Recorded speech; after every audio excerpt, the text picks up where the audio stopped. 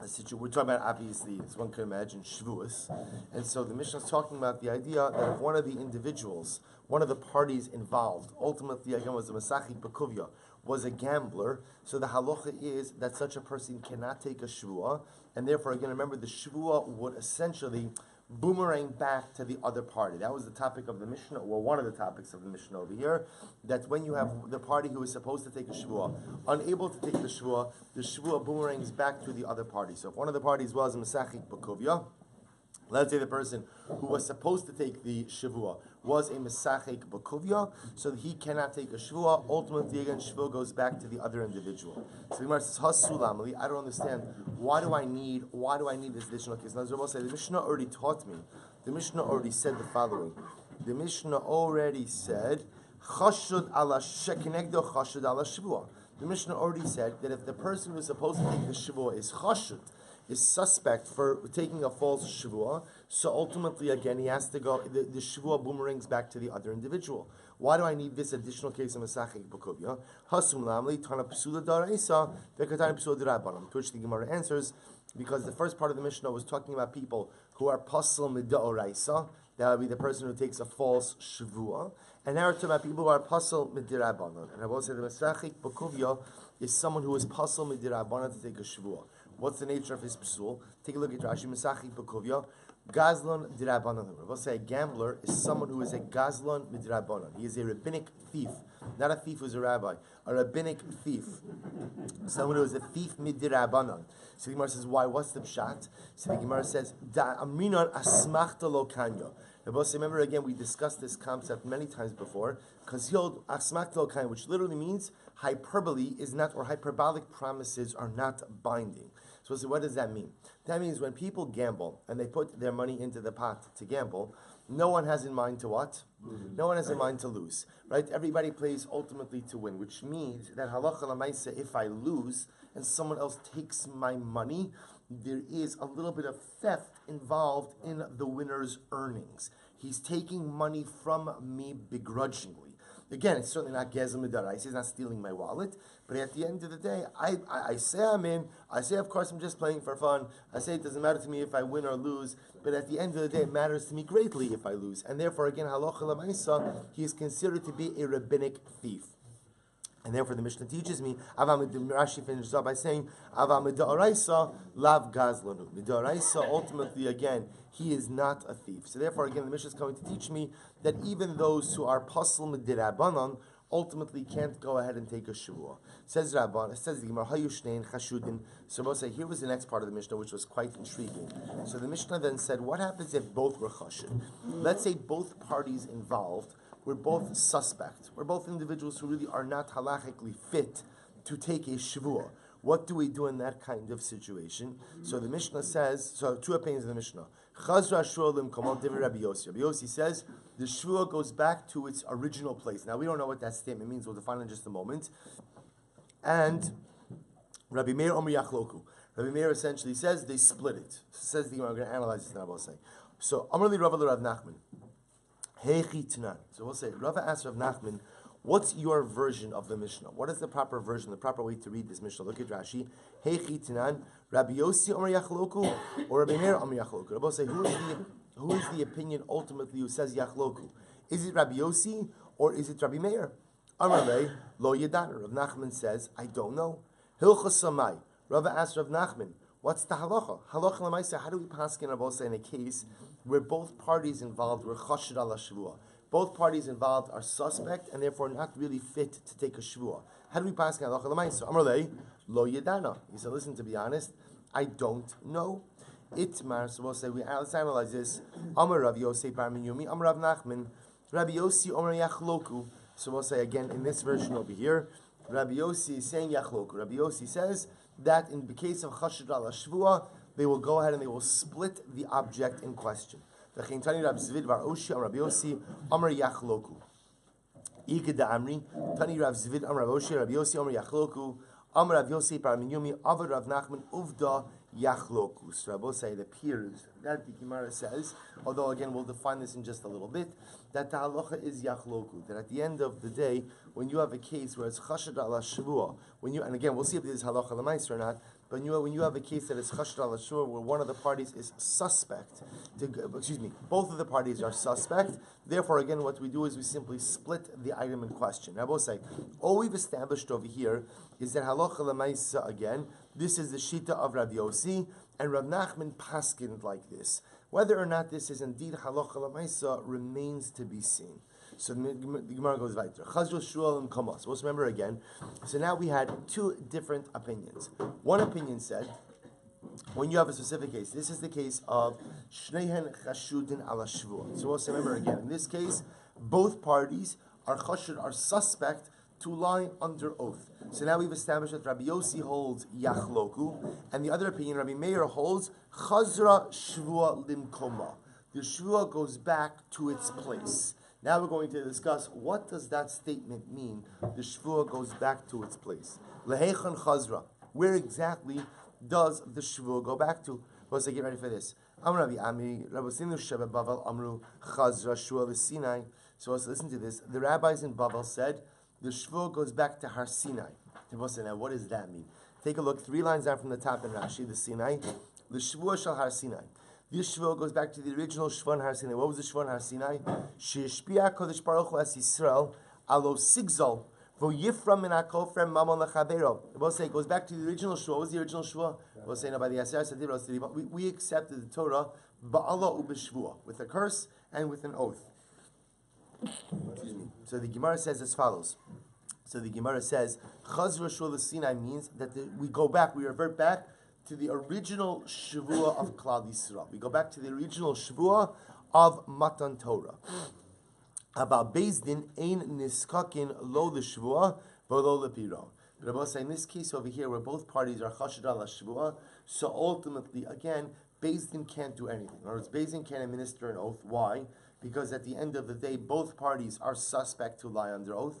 Because Beis Din can't administer an oath, Beis Din also can't collect the money from either of the parties. Without a shvuah, there's no real mechanism for collection. So essentially, Chazra Shvuah Limkoma, the rabbis in Bavel said, means we go back to Har Sinai, the Ribono Shel Olam will figure this out. We as a Beis Din don't really have a mechanism of collection, since we can't administer a shvuah, and since at the end of the day we also can't go ahead and collect money, it goes back to Har Sinai. The rabbis in Eretz Yisrael said, Chazra Shvuah L'Mechuyev Ba. The rabbis in Eretz Yisrael said, no, what it means is, the Shvuah goes back to the one who was originally Chayiv. So we'll say, for example, if you have the following situation, Reuven and Shimon, right? Reuven and Shimon, they're locked in a legal dispute. And let's say again, on a technical level, Reuven was the one who was supposed to take an oath to satisfy the claim. Reuven is Chashd al Shvuah. Okay, no problem. What happens if Reuven is Chashd al Shvuah? What do you do? Put the Shvuah on Shimon. What's the problem? The problem is Shimon is also Chashd al Shvuah. So what does the Mishnah say? Chazra Shvuah Limkoma. So the rabbis in Eretz Yisrael said what that means is the Shvuah goes back to the original party who was charged with taking the Shvuah, which in this case is who? Is Reuven. But what's the problem?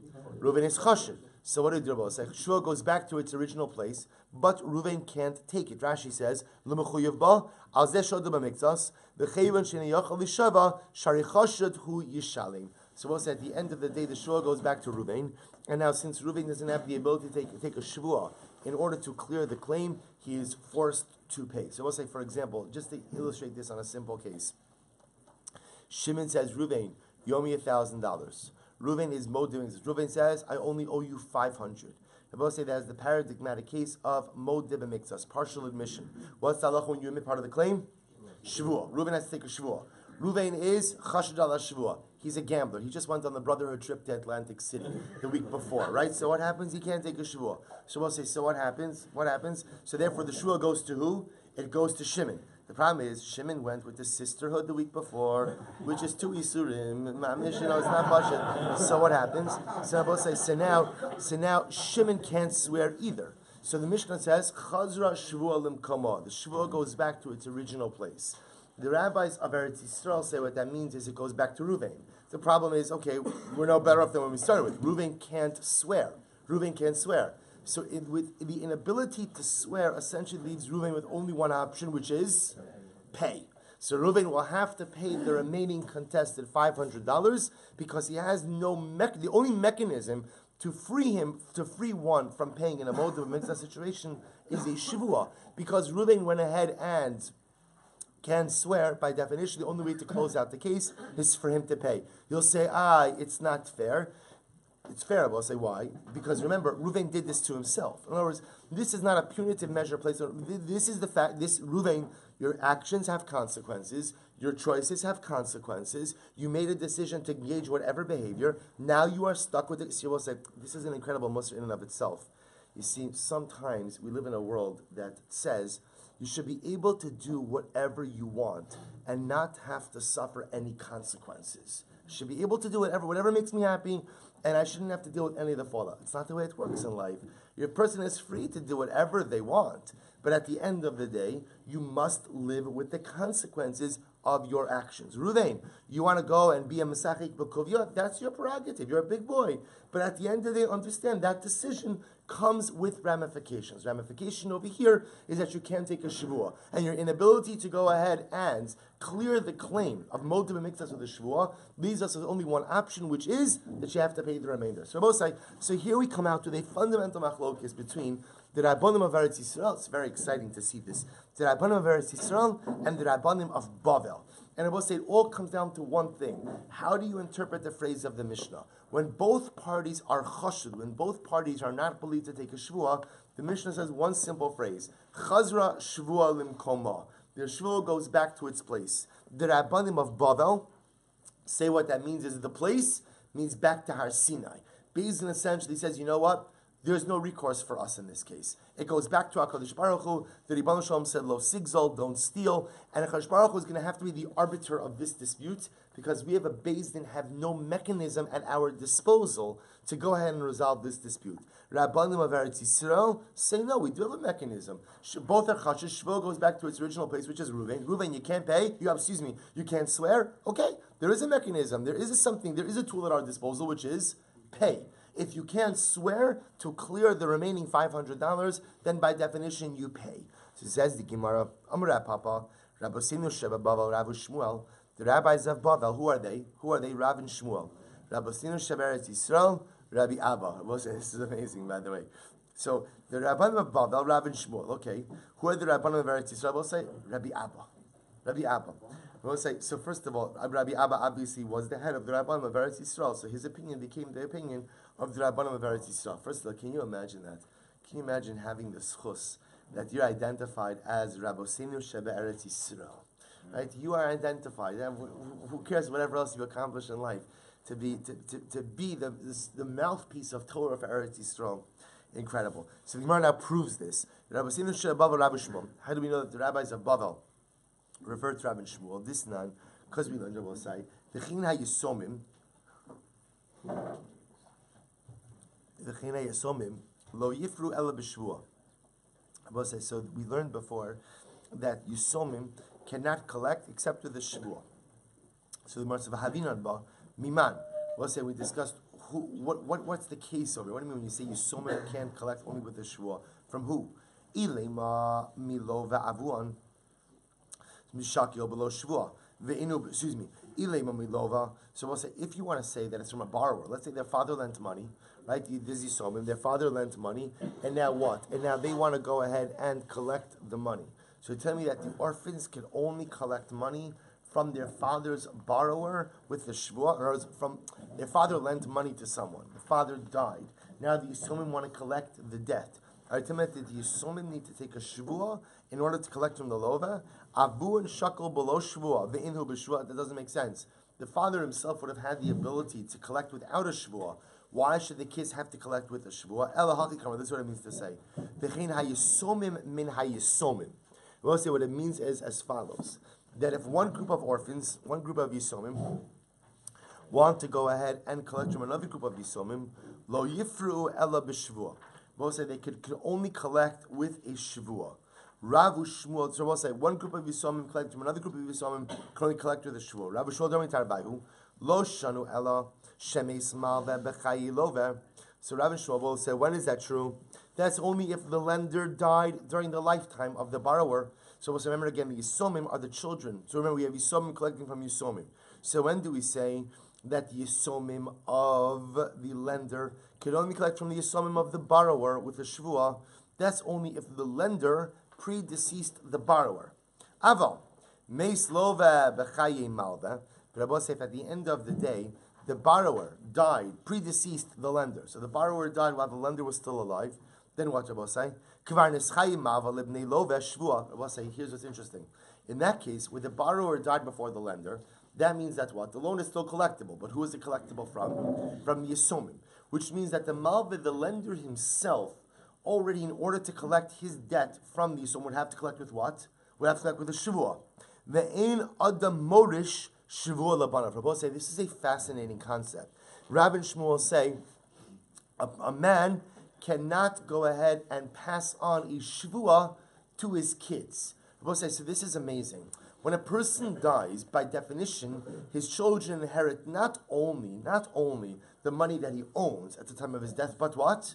No, not just debts. They owe right his debts, but not what he owes, his collectible debts. In other words, for our purposes, they inherit his accounts receivable as well. In other words, we'll say they inherit whatever monies owed him as well. Here's the chap that Rabbi and Shmuel are saying is, the only accounts receivable that they inherit is money that their father could have collected by himself. Any monies that the father, the now deceased father, the lender, would have had to collect only through the mechanism of a shvuah, the Yisomim themselves cannot collect. We'll discuss why that is. Look at Rashi. Ve'ein adam morish. Rashi says, Lebanav, mamon shemuchuyev alav shvuah. A father does not inherit or bequeath to his sons money that he, the father himself, could have only collected with a shvuah. Alma, hoil muchayev shvuah shlo iskabalti chovzeh. The Yisomim ein yicholim l'shava ela shelo pakadnu abba ein zu ashvuah hamuteles al avihem. V'gam yasmi love ein yicholim l'shava sheparu avihem kamar Rav Shmuel shelo yifru alma hamuchuyev shvuah ve'ein yicholim l'shava lo zeh v'lo zeh sril Rav Shmuel chazra shvuah l'sinai ve'ein kan lo shol l'pram. So we'll say, the Gemara is bringing this up because it's actually a fascinating case. So in this case over here, when we say that the Yisomim can collect from Yisomim, with the Shevuah, that's only in a case where the Malva predeceased the Lova. But if the Lova predeceased the Malva, then the Malva himself, if he wanted to collect the money, would have had to use a Shevuah, which by definition means that when the Malva dies, he's Morish, he bequeaths to his children a debt that already is only collectible through a Shevuah. That type of debt is not transferable to the Yisomim. Why did I say?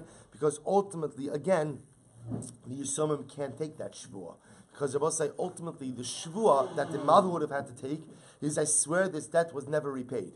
Could the Yisomim of the Malva take that shvuah with absolute certainty? And the answer is no. All they could say is, as far as we know, the money was never repaid. Our father never told us the money was repaid. But they could not take that shvuah with absolute certainty. So Rabbi say, you see from over here that's what? That Rav and Shmuel hold that when you can't take an oath with absolute certainty, what happens? Chazra Shvuah Limkoma, which is another way of saying that what? The Shvuah goes back to where? To Har Sinai, which means no one could swear the Ribbon Shalom must be the arbiter of this law. So therefore, I was like taking this all the way back. So back to our Mishnah, where both parties are Chashud ala Shvuah. The Mishnah says Chazra Shvuah Limkoma, which Rabbi Sinu Shebabavel means it goes back to Har Sinai, meaning again, Beis essentially says we have no way to deal with this situation, and we see already that Rabbi Sinu Shebabavel who say that it goes back to Sinai is none other than Rav and Shmuel. Magnificently beautiful. Rabbi Sinu Shebabavel, Rabbi Abba. But who are the rabbis in Eretz Yisrael? It's Rabbi Abba. But listen to this case. The Hugar say this is the famous Maisa of Naskad Rabbi Abba. Oh, we saw it before.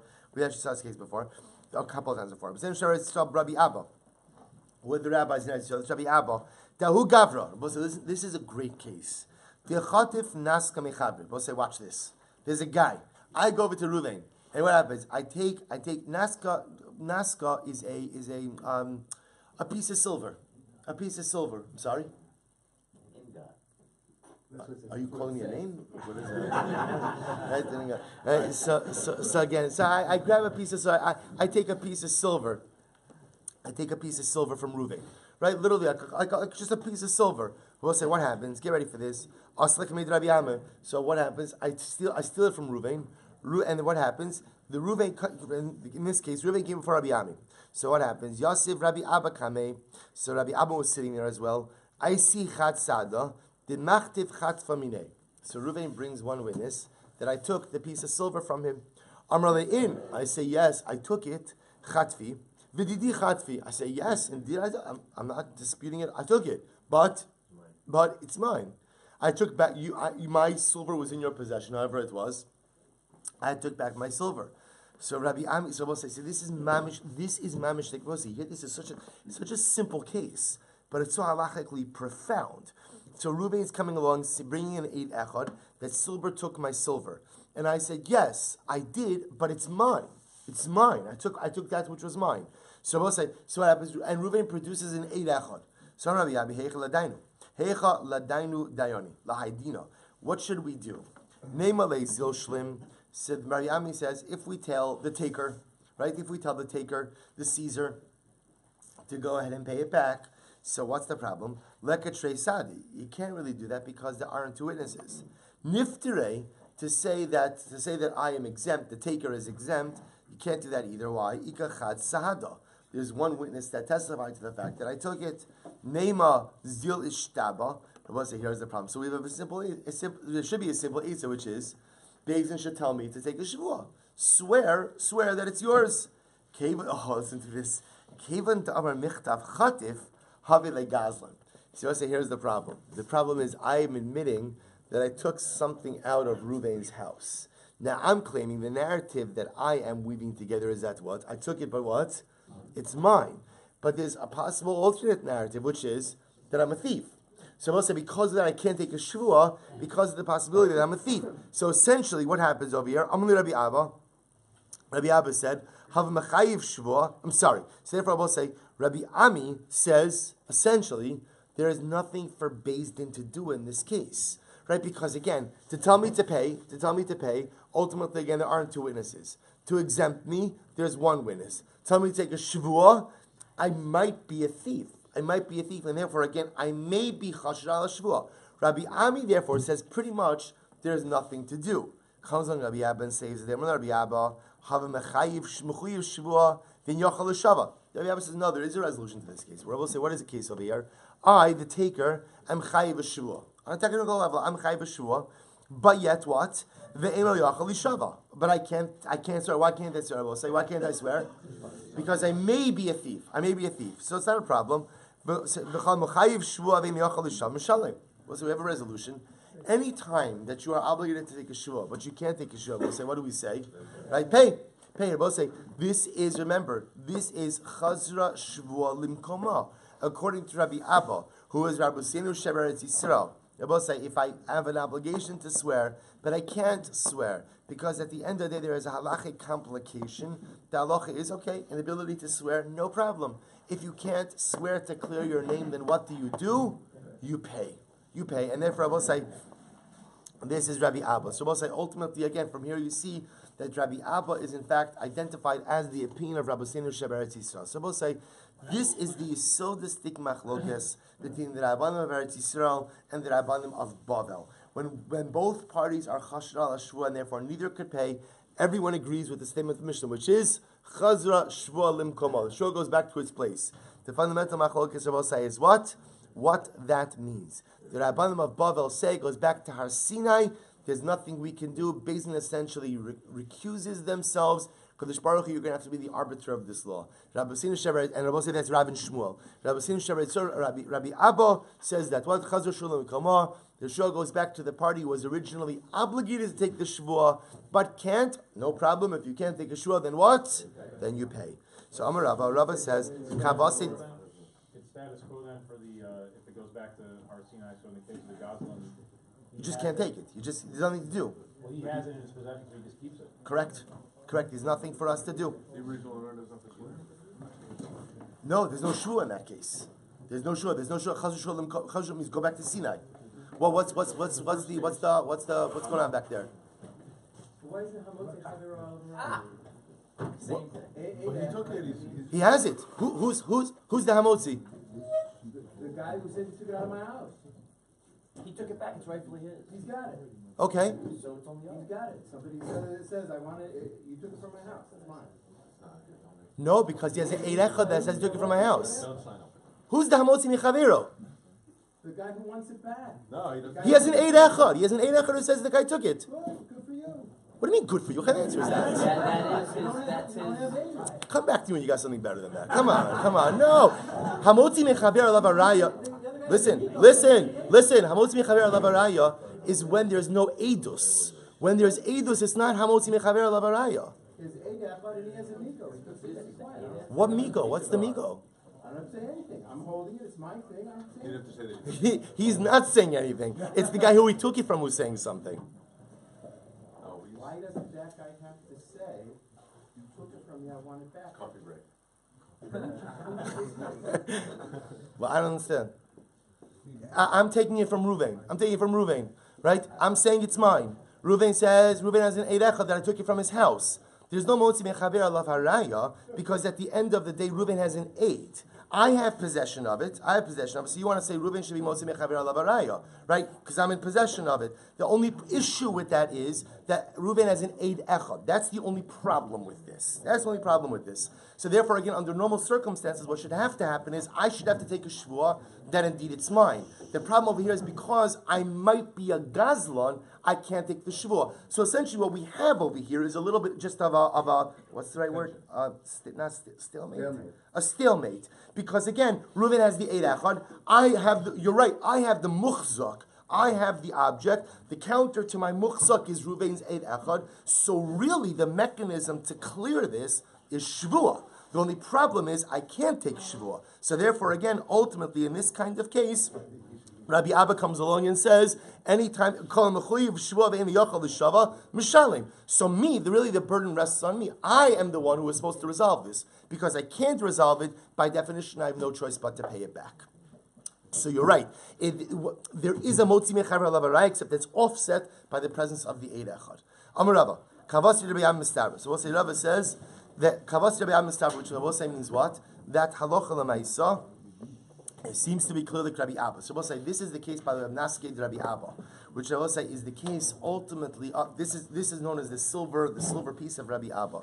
So we'll say this. So remember again, just so you understand why I'm bringing this up, we've now identified Rabbi Abba as the Rabbanim of Eretz Yisrael. So Rabbi Abba is Rabbi Seinu Shev Eretz Yisrael, who says that Chazura Shavua means that the Shavua goes back to the original party. So it says the Gemara, the Tani Rabbi Ami, Shavuos Hashem Tiyeh Ben Shnehem, below Bein Hayarshim. So what Rabbi Ami says, Shavuos Hashem will be between them and not between the Yarshim.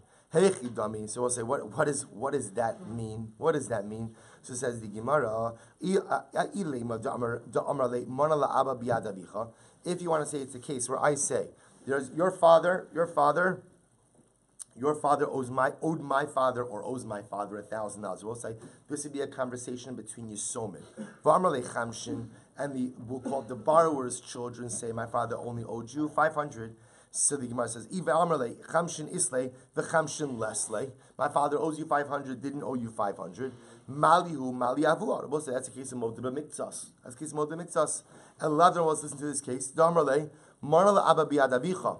Amarle chamshin yedana b'chamshin lo yedana. Or we'll say, what's the case? Listen to this interesting case. We're now about to say this is a conversation between the Yisomim. So the conversation between the Yisomim over here is like this: the Yisomim of the lender say to the Yisomim of the borrower, "My father lent your father $1,000." The Yisomim of the borrower say, 500 we know about, but I will say, interesting enough, what's their claim over here? What do they say about the second 500? We don't know. It's not a denial. See, modeh b'miktsas is triggered by a denial. This is not a denial. This is just saying we don't know. All we know is about 500. Look. So actually, we'll say on days. I amrit bishlama aviv ki I gavna mechayiv itzrich kala mifti gabe yorshin. So it makes sense. We'll say top of mem zayin days. If you say that in this type of case, the father would have been chayiv to take a shvuah, then I need a pasuk to pater the kids. Ela I amrit aviv ki I gavna nami pater kra gabe yorshin lamali. And I will say, if you would say that ultimately in this type of case, a father would also be pater, then why do I need a pasuk to exempt the yarshin? Take a look at the top Rashi. Aviv kai gavna mechayiv shvua. Umitoch sheni yochal l'shava, and since again in this kind of case he can't swear, taha'inu yodea kamar l'shalim. Excuse me. So therefore, we'll say in this kind of case where let's say there's a taina of I don't know, we'll say I don't know. You can't swear about an I don't know claim, right? We'll say right because you can only swear about what kind of claim. Definitive claims. So therefore, again, therefore, I will say again, just like the father wouldn't swear in this kind of situation, so to the Yarshim don't swear in this kind of situation as well. But if you say, however, just reading this again, I'm sorry. Aviv. We'll say third line down. Aviv ki agavna nami pater. But if you would say ultimately that in this kind of case the father would also be pater, kra gabi yarshin lamali. Ultimately, again, why would I need ultimately the pasuk by the Yarshim to exempt them? Fine. So we'll say, let's finish this up. Rabbi Shmuel, has Shevuos Hashem my kadar shibei. We'll say, what do Rav and Shmuel do with that pasuk of Shevuos Hashem? Mi boile lichidisanyo. They need it for the following case. Shimon ben Tarfon Omer, Shevuos Hashem tia ben shneim. We'll say, what is that phrase? Shevuos Hashem tia ben shneim. What does that teach us? Melamed. Shashvua chala al shnei. Well, it's actually quite profound. We had this before.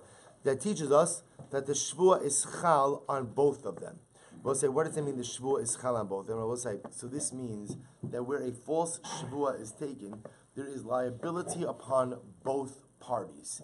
So we'll say, this is actually quite an interesting idea. What does it mean that there's a shvua, there's a liability upon both parties? So we'll say, you could look at this in a couple of different ways.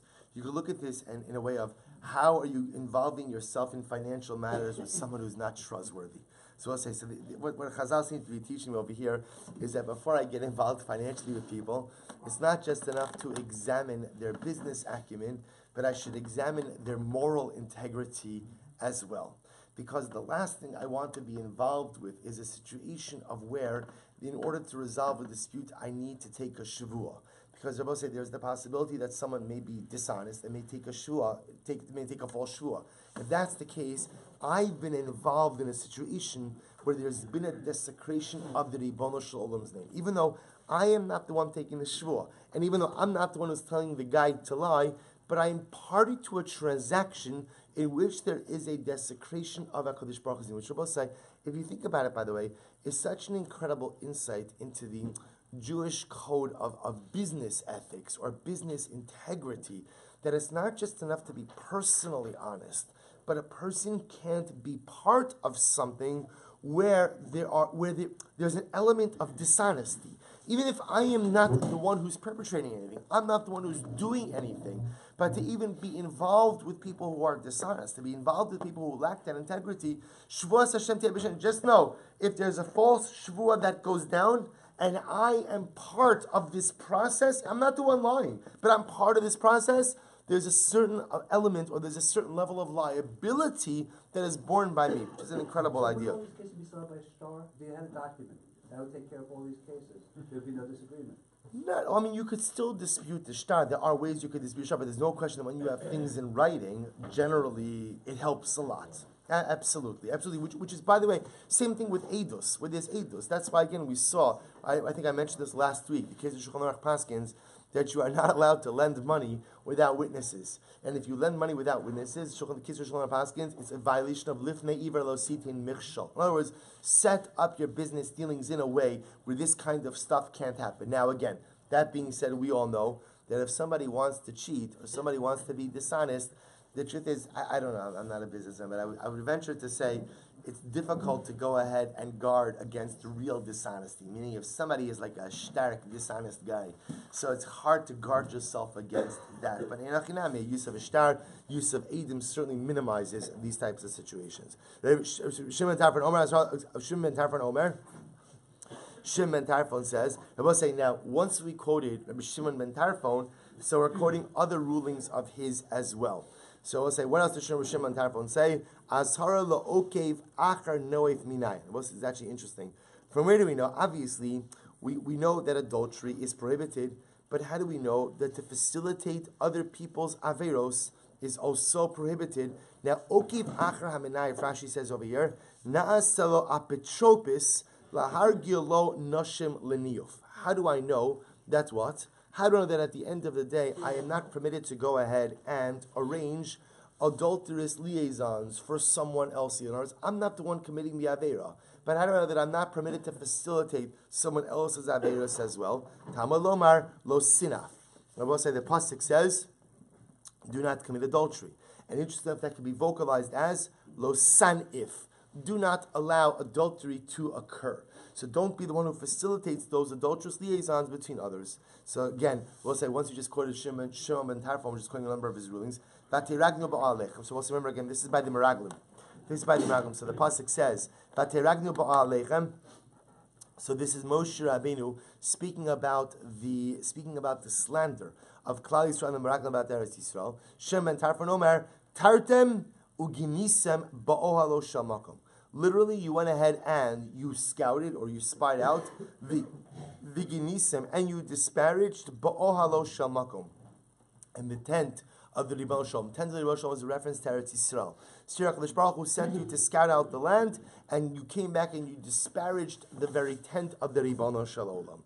Ad Hanar Agadol Nahar Pras. Most of it's actually very beautiful. So remember again, speaking about the rivers that flow from Gan Eden. So the pasuk says,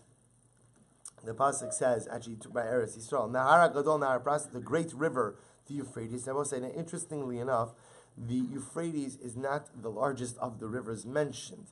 Yet the Euphrates is called a large river. What's the pshat? Shimon ben Tarfon Omer Krav legabe dehina v'ithan.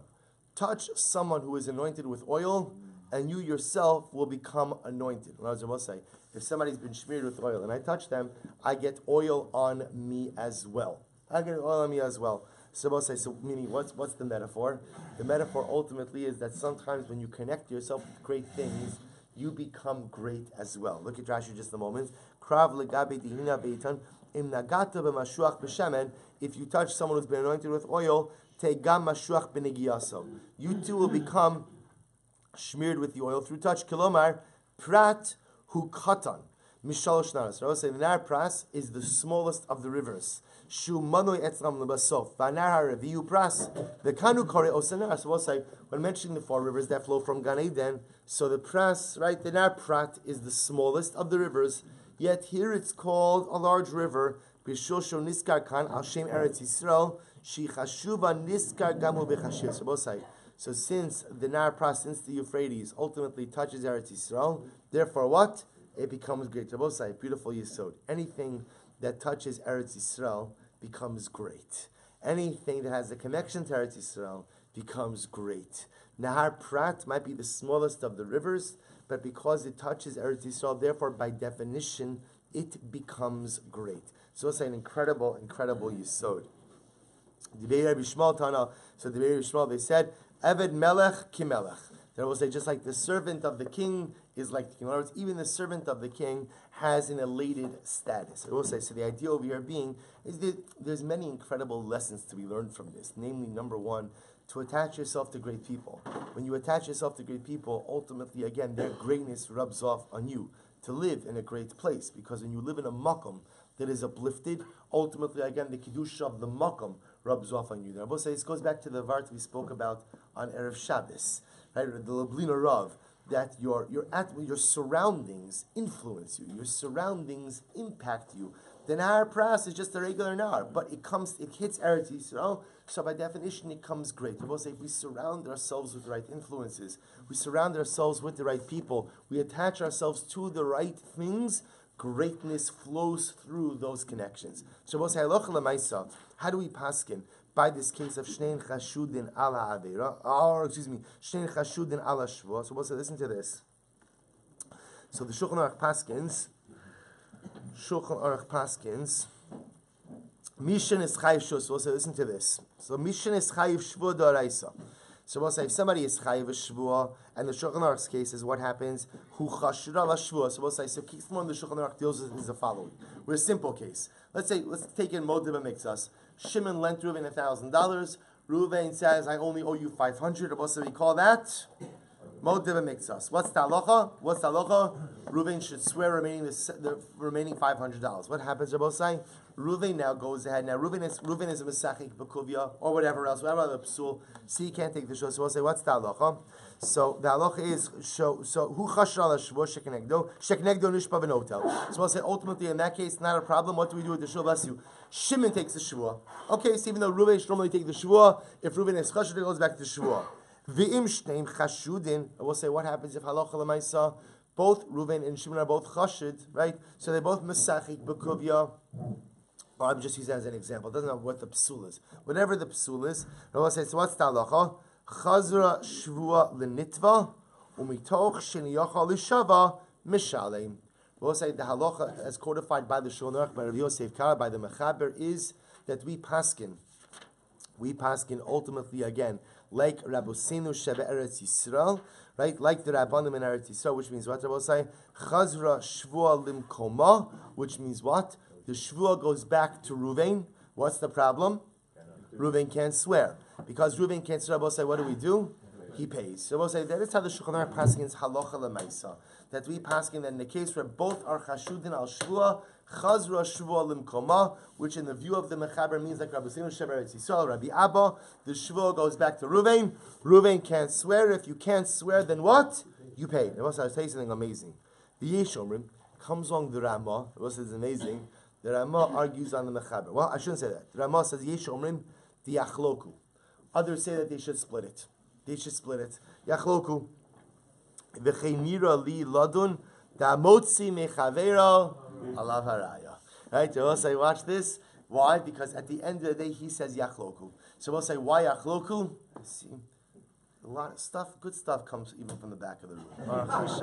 So we'll say, so what happens? So the Ramah says, now we'll say, that, but I want you to point something out to you, which is quite dramatic.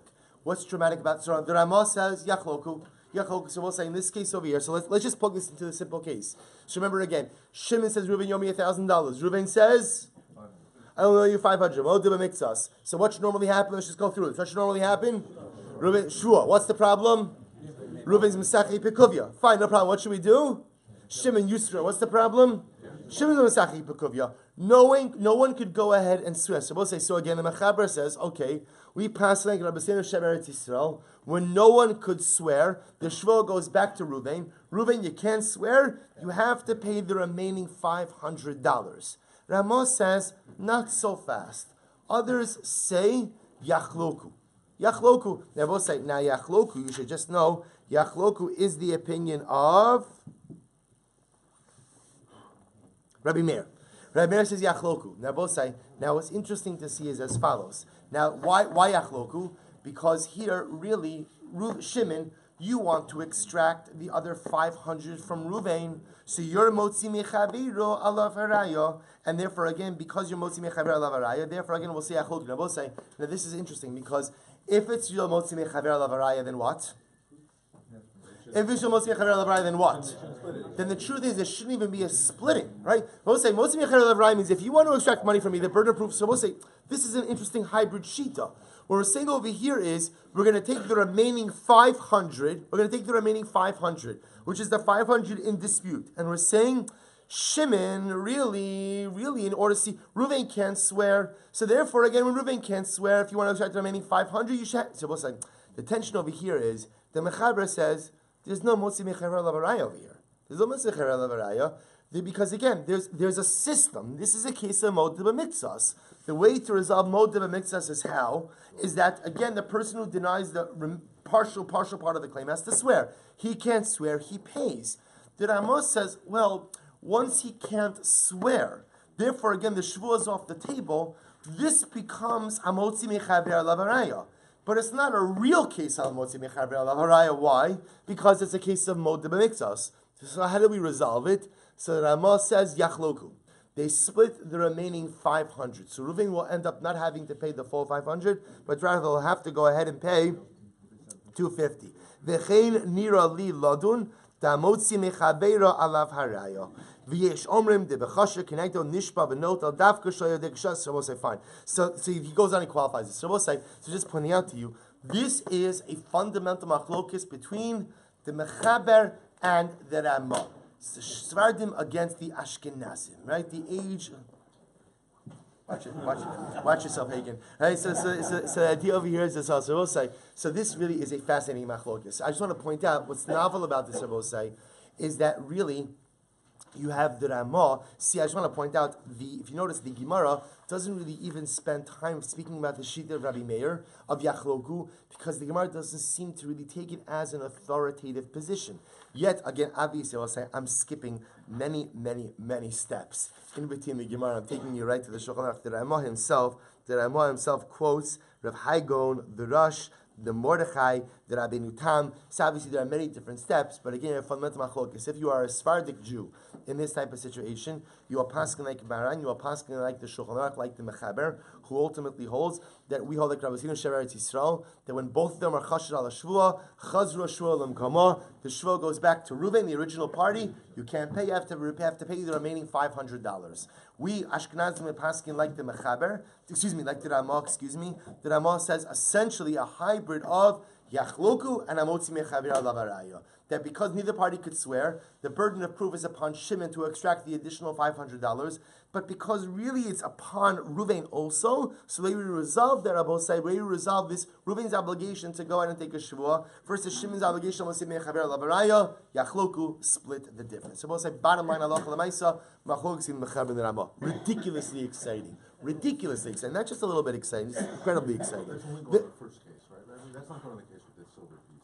No, correct. That's going on the case of the Mishnah. Both say the case of the silver piece of Naska de Rabbi Abba is not being dealt with over here by how do we paskin not doing the Naska de Rabbi Abba? I have to look up the halacha l'maisa in that case. I don't remember offhand. But correct. That is not paskin on this case. This is about the case of Modim Mikzos. Chen v'nal pin kasra. Both say you think it can't get any more exciting. You think that we mamish hit the apex or the zenith of Shevuos excitement. Not true. So we'll say, I just want to tell you something. This is going to get so exciting that you're going to be sad that Shevuos is over. Right? That's how good this is about to get. And everybody's been secretly counting the pages ahead. Right? Or not so secretly counting the pages ahead. Also, listen to this case. No, because I want to tell you something. These are real, see, up until now, it's been a lot of Shevuos, of course.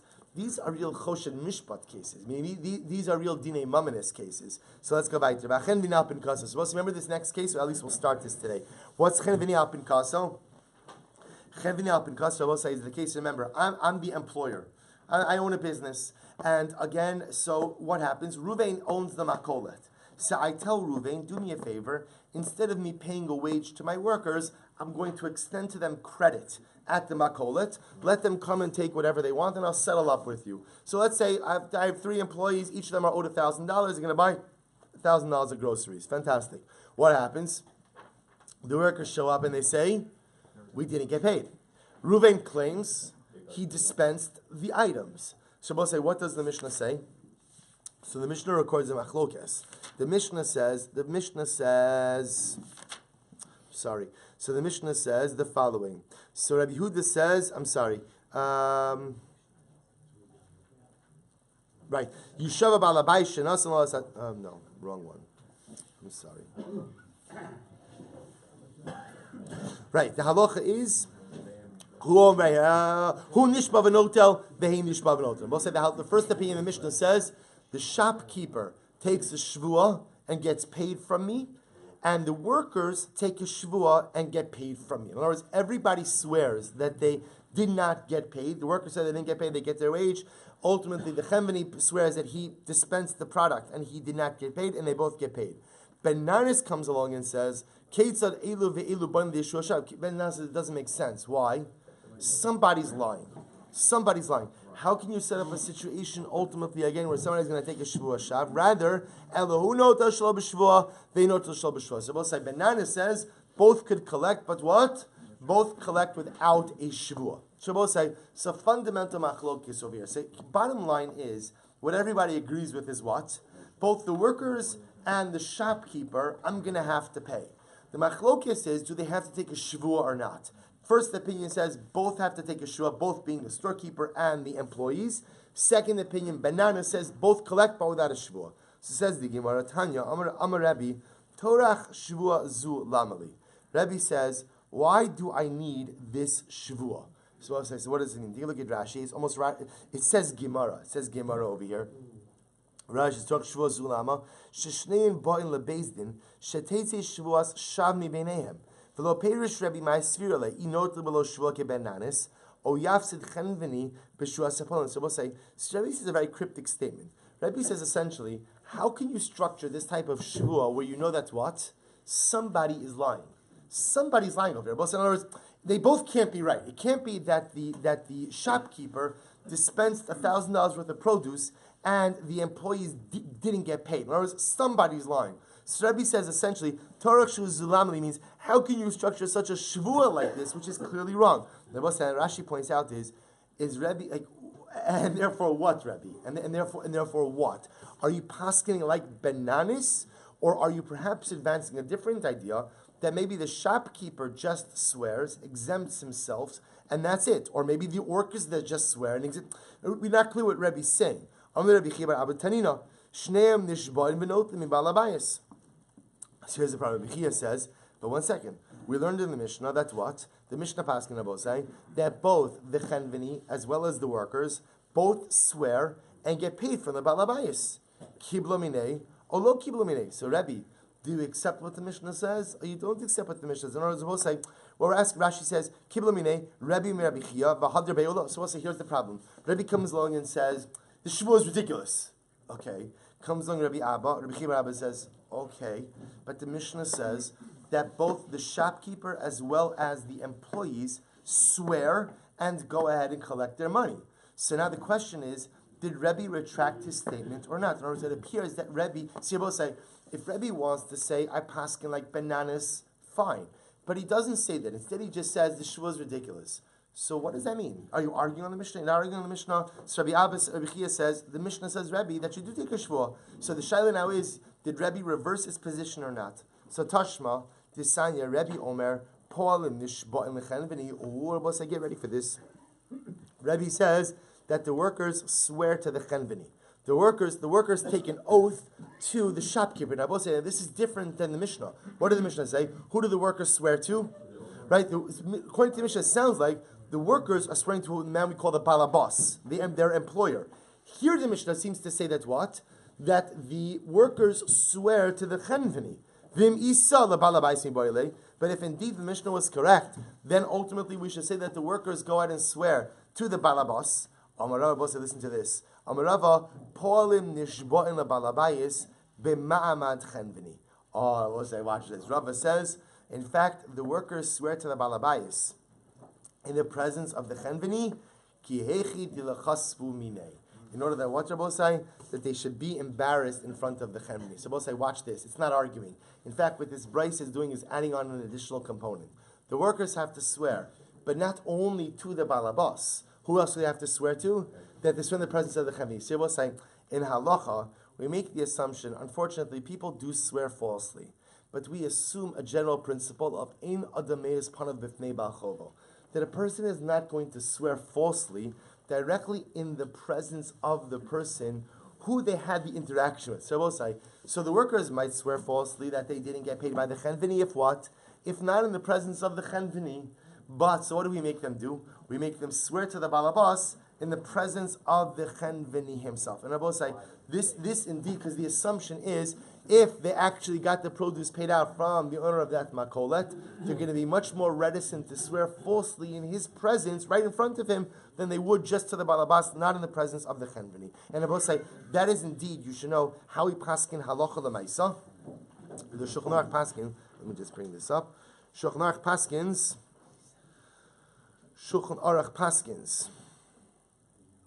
the following. So Rabbi say, so this is in Choshen Mishpat Tzadik Aleph Sif Aleph. So the Shulchan Aruch says, Chenveni ne'aman al pin kaso, Ketzad, balabai shomer lechenveni, tein lepoli sela, v'modesh shomer lekein, o sheish edim, skip down a little bit, and Chenveni amar kvan asati lahem, ba'polim amar lo kibandu mimenu klum, shnehem nishba'in kein Torah. So we'll say we paskin like the first version of the Mishnah, namely, that when there is a dispute between the owner of the makolet and the workers, both swear. The chenveni pas v'not mi balabayis. So we'll say the chenveni paskins that what? What is the chenveni paskin? that he dispensed the product to the workers swear that what? They didn't get paid. But Rabbi say, what's the chap? However, utzrichem sheyishbu kol echad bifnei chaveiro chenveni bifnei palim upalim bifnei chenveni kedei sheyisbaishu yoser. Ultimately, again, halacha lemaisa. So Rabbi said, just so you should know, I'm jumping a little bit ahead in the halacha. Again, the halacha is we paskin that both parties have to take a shvua. Both are essentially taking a shvua. Rabbi said to the balabayis. Because the Balabais now is going to have to pay both of them. He's going to have to pay the Chenveni and he's going to have to pay the workers. But Allah Chalamais, we make the Chenveni paskin in the presence of the workers. The workers swear, not paskin. We paskin that the Chenveni has to swear in the presence of the workers. The workers have to swear in the presence of the Chenveni, as the Shulchan Aruch says, Kedei Baishu Yoser, with the hope that ultimately, again, if they are lying, the additional embarrassment of lying to the face of the person you've actively cheated would ultimately dissuade them from lying. But if indeed they both go in and they take the oath, the Balabais will be chayiv to go ahead and pay the Chenveni as well as pay the wages of the worker. We'll stop over here for today. We'll pick up Emir Hashem at the Itmar tomorrow.